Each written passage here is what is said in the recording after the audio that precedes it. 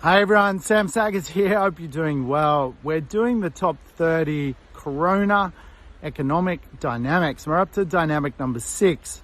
Really is an interesting one. In 2012, Australia created its own virus, a virus called the Hendra virus. It occurred because kind of people encroached on the animal kingdom. And as a result, people became affected. Now, as the world continues to overpopulate potentially, a lot of the natural world is being affected. And of course, this is creating the likelihood of more type of coronavirus.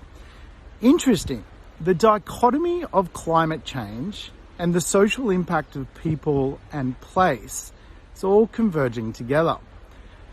The most interesting part from an economics point of view is how society will shape itself into the future. Climate activism has been really strong of late. In fact, because of Australia's bushfires, it was at a record high where people wanted change. Mining projects, agricultural projects were all shelved. To grow an economy, you can do that in 4 ways. The first way is to increase its population. The second way is to sell resources. So the dichotomy of coronavirus, will resources go back into boom phase? Will Australia ramp up its production of natural resources and agriculture? Now, of course, many mining projects have been shelved or been seen as politically incorrect. The big question is, will that change?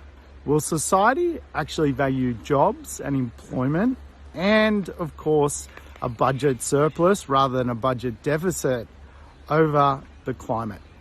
It's an interesting one. How it will unfold, I don't know. But without question, Australia has a huge arsenal of resources up its sleeve that many other countries really don't have. We are kind of the envy of the world when it comes to the resource sector. So, will we use it? I don't know. But mining boom 3, is it on the cards? It's an interesting question. If it means getting Australians back to work, how will you feel about that dynamic?